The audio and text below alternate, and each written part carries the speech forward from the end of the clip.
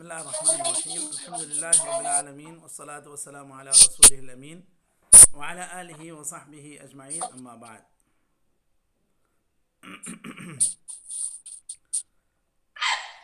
ہم لوگ آج عمدۃ الاحکام للامام المقدسی اس کتاب میں کتاب الجنائز پڑھنے جا رہے ہیں، اور یہ ہمارے نسخے میں 152 حدیث نمبر ہے، اور بعض نسخوں میں جو پی ڈی ایف کا نسخہ ہے اس میں 198 ہے۔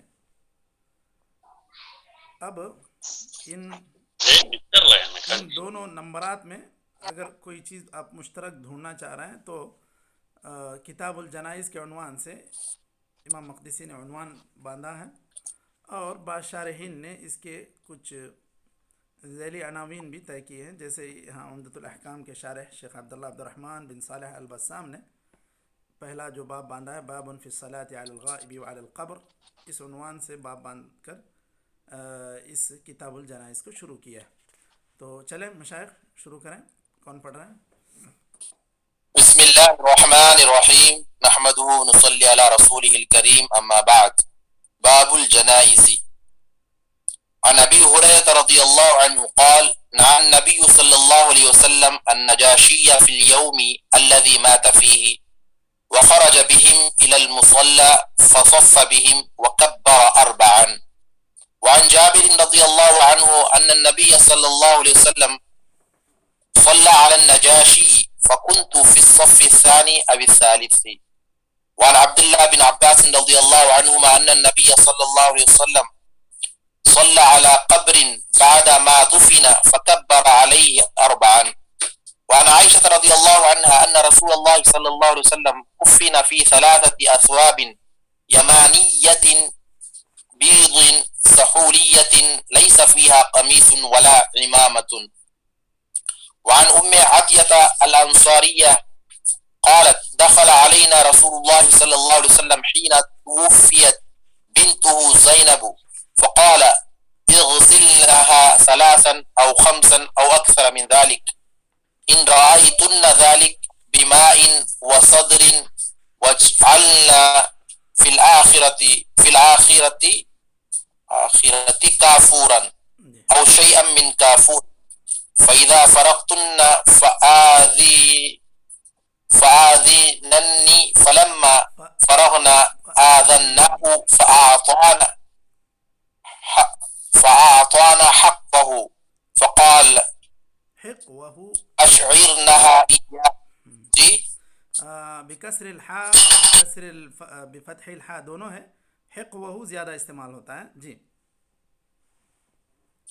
فأعطانا حقوه فقال أشعرنها إياه يعني إزاره، وفي رواية أو 7 وقال ابدأنا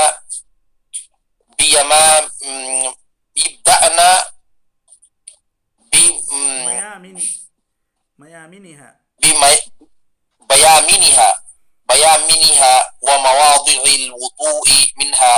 وأن عطية قالت وجعلنا رأسها 3 قرون۔ وعن عبد الله بن عباس رضي الله عنهما قال بينما رجل واقف بعرفة إذا وقع عن راحلته فوقصته أو قال فأقعصته فقال رسول الله صلى الله عليه وسلم اغسلوه بماء وسدر وكفنوه في ثوبين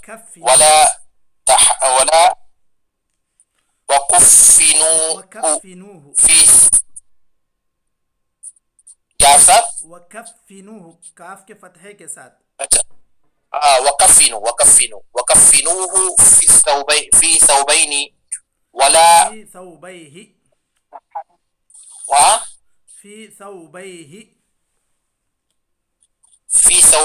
ہے، اچھا، في ثوبيه وكفنوه في ثوبيه، یہاں ثوبین لکھا ہوا ہے۔ ولا تحنثوه ولا تخمروا رأسه فإنه يبعث يوم القيامة ملبيا، وفي رواية ملبيا وفي رواية ولا تخمروا وجهه ورأسه.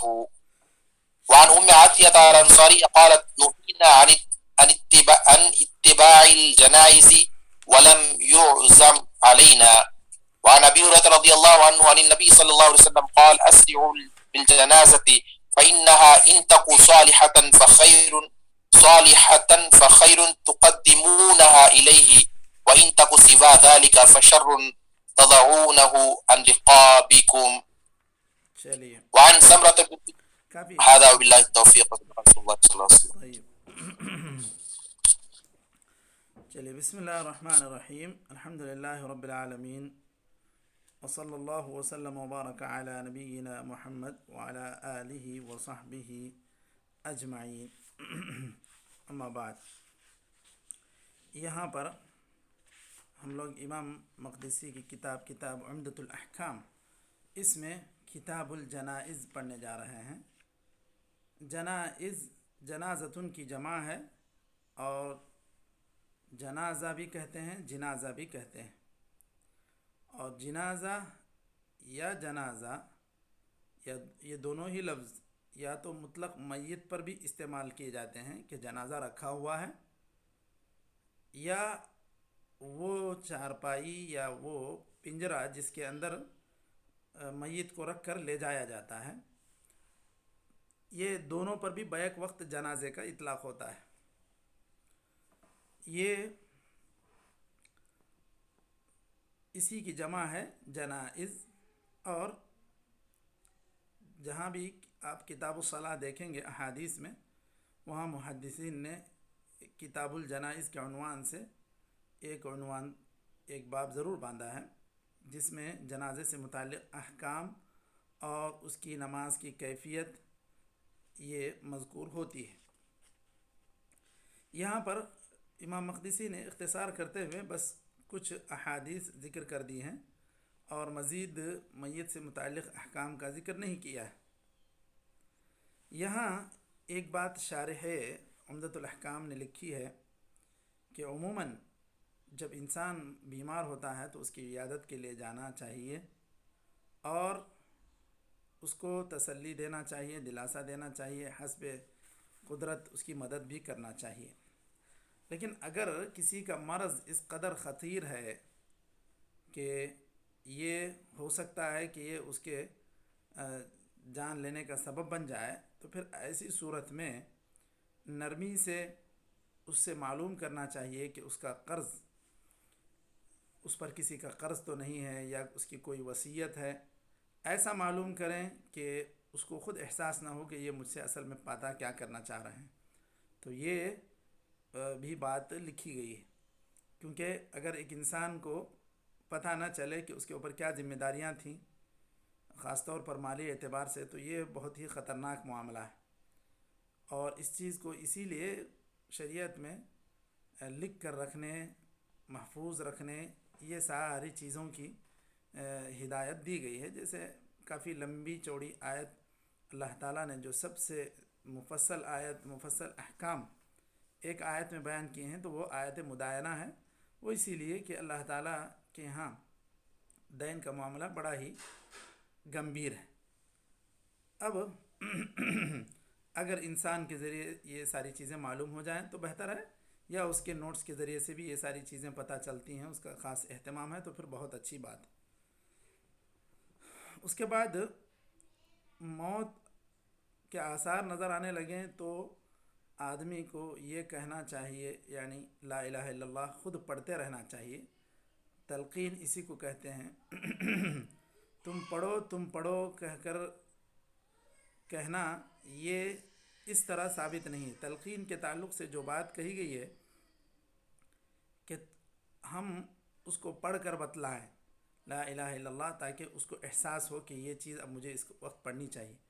کہیں ایسا نہ ہو کہ وہ انسان کافی تکلیف میں ہو، ہم اس کو لا الہ الا اللہ پڑھنے کے لیے کہیں، وہ انکار کرے، تو یہ مناسب نہیں ہے. اس طریقے سے اس کو لا الہ الا اللہ کہنے کے لیے ایک طرح کا اشارہ دینا یہ مناسب نہیں، بلکہ لا الہ الا اللہ خود پڑھتے رہیں گے تو انسان خود پڑھنے کی بھی کوشش کرے گا.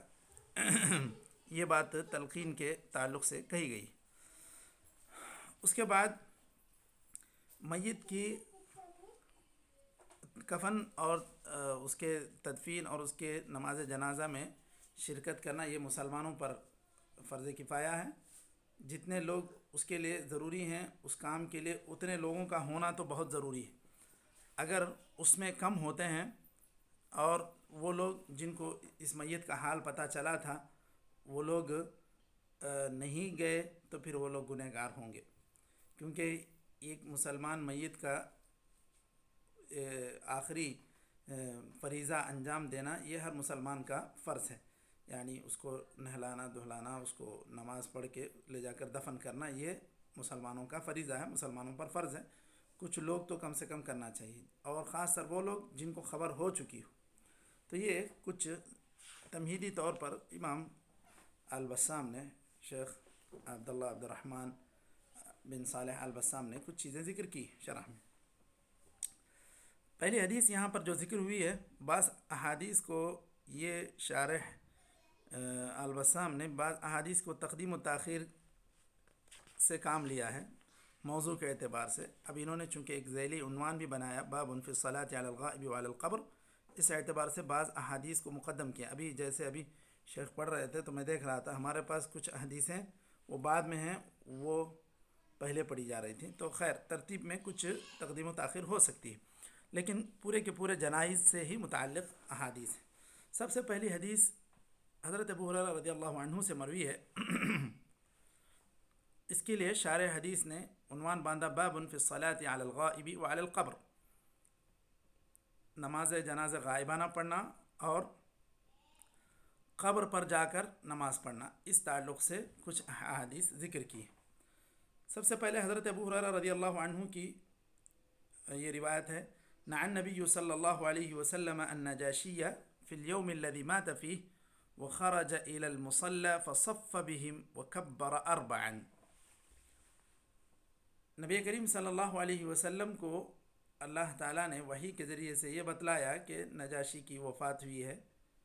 آپ صلی اللہ علیہ وسلم نے اپنے صحابہ کو بتلایا، اور آپ صلی اللہ علیہ وسلم نے صحابہ کرام کو عیدگاہ چلنے کا حکم دیا۔ عیدگاہ گئے، وہاں پر آپ صلی اللہ علیہ وسلم نے صفیں بنائی اور 4 تکبیرات کے ذریعے سے آپ صلی اللہ علیہ وسلم نے نماز جنازہ غائبانہ پڑھی۔ اب نجاشی یہ اسلام کے لیے ایک معاون ثابت ہوا تھا، یہ بادشاہ جو حبشہ کا بادشاہ تھا، اور جب کفار مکہ تکلیف دینے لگے تو مسلمانوں نے وہاں پناہ لی تھی۔ اس نے خود مسلمانوں کو پناہ بھی دی اور ان کو ان کے اچھے انتظامات کیا، ان کی خاطر تواضع کی، اور اللہ تعالیٰ نے اسے توفیق دی تو وہ مسلمان بھی ہو گیا۔ لیکن یہ ایسی جگہ وفات پایا جہاں پر مسلمانوں کی آبادی نہیں تھی، اس کی نماز جنازہ پڑھی نہیں گئی، تو آپ صلی اللہ علیہ وسلم نے مدینے میں اس کی نماز جنازہ پڑھی۔ یہاں ایک بات اس میں کہی گئی وَكَبَّرَ أَرْبَعًا، سب سے پہلے نماز جنازہ غائبانہ کا جو طریقہ ہے اس میں سب سے پہلے پہلی تکبیر کے بعد سورہ فاتحہ پڑھا جانا چاہیے، پھر اس کے بعد پھر ایک تکبیر کہیں گے تو پھر درود پڑھیں گے، پھر تیسری تکبیر کہیں گے تو پھر وہاں میت کے لیے دعا اللہم اغفر لحینا ومیتنا وشاہدنا وغائبنا یہ پڑھیں گے، اور چوتھی تکبیر ہوگی تو چوتھی تکبیر کے بعد تھوڑی دیر خاموشی اختیار کریں گے اور پھر سلام پھیر دیں گے۔ تو یہ 4 تکبیرات کے ذریعے سے آپ صلی اللہ علیہ وسلم نے نماز جنازہ غائبانہ پڑھائی تھی۔ دوسری حدیث اس کے اندر کہا گیا، حضرت جابر رضی اللہ عنہ کی حدیث ہے، یہ حدیث ہمارے پاس اس کا نمبر ہے 153، اس سے پہلے جو حدیث پڑھی گئی وہ 152 تھی۔ حضرت جابر رضی اللہ عنہ کی حدیث ہے کہ نبی کریم صلی اللہ علیہ وسلم نے نجاشی کی جنازے کی نماز پڑھی، فَكُنْتُ فِي الصَّفِّ الثَّانِي أَوِ الثَّالِثِ، میں دوسری یا تیسری صف میں تھا۔ تو آپ صلی اللہ علیہ وسلم نے جو صفیں بنائی تو وہ طاق بنائی تھی، اس سے پتہ چل رہا ہے اس حدیث سے۔ یہ کچھ دو حدیثوں کا خلاصہ تھا نماز جنازہ غائبانہ کے تعلق سے۔ اب اس پر فقہا کا اختلاف ہے کہ کسی کی جنازے کی غائبانہ نماز پڑھی جانی چاہیے یا نہیں پڑھی جانی چاہیے۔ اس پر جمہور کا یہ موقف ہے کہ پڑھی جا سکتی ہے، پڑھی جانی چاہیے، اور امام ابو حنیفہ اور امام مالک کا کہنا ہے کہ یہ نہیں پڑھی جانی چاہیے، کیونکہ اگر آپ صلی اللہ علیہ وسلم نے پڑھی تھی نجاشی کی نماز غائبانہ تو یہ آپ صلی اللہ علیہ وسلم کے ساتھ خاص تھا۔ یہ بات امام ابو حنیفہ اور امام مالک کے استدلال میں کہی جاتی ہے، اور امام شافعی، امام احمد کے جو شاگرد ہیں، ان لوگوں نے یہ کہا کہ یہاں خصوصیت کی کوئی دلیل نہیں ہے، آپ صلی اللہ علیہ وسلم نے چونکہ پڑھی تھی، اس سے غائبانہ نماز جنازہ پڑھنے کا ثبوت ملتا ہے، اس لیے پڑھنا چاہیے، پڑھ سکتے ہیں۔ اب امام ابن تیمیہ وغیرہ نے کچھ مزید تفصیل اس میں ذکر کی ہے کہ اگر کوئی میت اس پر جنازے کی نماز نہیں پڑھی گئی ہے تو ضرور اس کا اہتمام کرنا چاہیے، غائبانہ جنازے کی نماز پڑھی جانی چاہیے، جس طرح آپ صلی اللہ علیہ وسلم نے نجاشی کی نماز پڑھی تھی۔ اور امام ابن قیم وغیرہ نے بھی یہ بات کہی کہ آپ صلی اللہ علیہ وسلم کے کئی صحابہ مدینے سے باہر انتقال ہوئے تو آپ صلی اللہ علیہ وسلم نے ان کی غائبانہ جنازے کی نماز نہیں پڑھی، تو اس سے معلوم ہوتا ہے کہ یہ کوئی ضروری نہیں ہے کہ پڑھی جانی ہی چاہیے، اگر کچھ لوگ بھی کہیں پڑھ لیتے ہیں تو پھر وہ کافی ہے۔ اور مزید شیخ الاسلام ابن تیمیہ نے یہ بھی کہا کہ اگر ایک آدمی ایسا ہے کہ اس کا عام مسلمانوں کے حق میں کافی کچھ حق ہے، یعنی اس نے کافی کچھ خدمات انجام دیں، اس کے احسانات تھے، تو پھر ایسے آدمی کی جنازے کی نماز پڑھی جانی چاہیے، ضرور پڑھنا چاہیے۔ یہی بات آپ صلی اللہ علیہ وسلم نے نجاشی کے جنازے کی نماز پڑھ کر بتلائی، کیونکہ اس کا ایک احسان تھا عمومی طور پر مسلمانوں، ورنہ ہر وفات پانے والے مسلمان کی غائبانہ نماز جنازہ پڑھنا یہ کوئی ضروری نہیں ہے، لیکن اگر پڑھتے ہیں تو پھر یہ جیسا کہ بعض فقہی مسالک کا بھی اس میں اتفاق ہے کہ پڑھی جا سکتی ہے، مشروعیت کے حد تک جواز کا پہلو ہے۔ اور جو امام ابن تیمیہ وغیرہ نے یہ بات بھی کہی کہ نجاشی کی نماز آپ صلی اللہ علیہ وسلم نے اس لیے پڑھی تھی کہ اس کی نماز جنازہ نہیں پڑھی گئی تھی، تو اگر کہیں نہیں پڑھی گئی کسی کی تو ضرور اس کی نماز جنازہ پڑھی جانی چاہیے۔ اب یہاں پر مزید اس حدیث سے، ان دو حدیثوں سے جو مسائل مستنبط ہو رہے ہیں اس میں یہ ہے، سب سے پہلا مسئلہ یہ ہے کہ جنازے کی نماز پڑھی جانی چاہیے، کیونکہ یہ مسلمانوں کی طرف سے ایک مرنے والے کے لیے دعا ہے، مغفرت کی دعا ہے۔ دوسرا مسئلہ یہ بھی مستنبط ہو رہا ہے کہ غائبانہ نماز جنازہ پڑھی جا سکتی ہے، جو آپ صلی اللہ علیہ وسلم سے نجاشی کے نماز جنازہ پڑھنے کی وجہ سے یہ دلیل ہمیں ملتی ہے۔ تیسری چیز، نماز جنازہ مصلی العید میں بھی پڑھی جا سکتی ہے، جب لوگوں کا جمگٹھا زیادہ ہو، لوگوں کی تعداد بڑی ہو، اس صورت میں۔ پھر چوتھی چیز اس سے یہ معلوم ہو رہی ہے کہ جنازے غائبانہ میں یا عمومی طور پر جنازے کی نماز میں 4 تکبیرات ہونی چاہیے، اور اسی طرح یہ بھی پتہ چل رہا ہے کہ مصلین کو صفوں میں کھڑا کرنا چاہیے، ایک سے زیادہ صف، تین سے زیادہ صفوں میں کھڑانا چاہیے۔ اچھا، ایک چیز اور ہے یہاں پر کہ نعی نبی صلی اللہ علیہ وسلم، النعی کہتے ہیں موت کی خبر دینا، ایک عمومی خبر کو خبر نہیں کہتے ہیں، اس کے لیے اخبارہ کہتے ہیں، نعا کہتے ہیں موت کی خبر دینا۔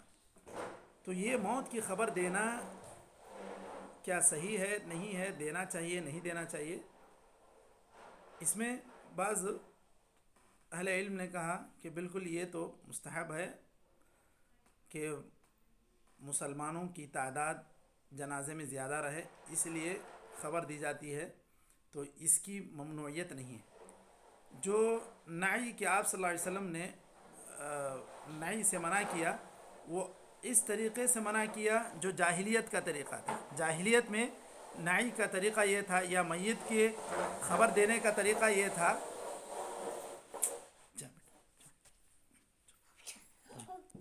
میت کے خبر دینے کا طریقہ یہ تھا کہ اس کے معاصر کو، اس کی خوبیوں کو بیان کر کے خبر دی جاتی تھی کہ فلاں ابن فلاں جو ایسے تھے، ایسے تھے، ایسے اور ایسے تھے، وہ گزر گئے ہیں. تو یہ طریقہ آپ صلی اللہ علیہ وسلم نے اس سے منع کیا. تو یہ جو جاہلیت کا طریقہ تھا نعی کا، اس سے منع کیا گیا. ورنہ عمومی طور پر لوگوں کو نماز جنازہ میں شرکت کے لیے، ان کی دعائے مغفرت کے لیے خبر دینے میں کوئی قباحت نہیں ہے. یہی زیادہ صحیح فتویٰ ہے، اور یہ اہل علم کا اس پر اتفاق ہے، بلکہ اس کو امام نووی وغیرہ نے مستحب قرار دیا ہے. رہی بات جو جاہلیت کا طریقہ تھا، اس سے آپ صلی اللہ علیہ وسلم نے منع کیا.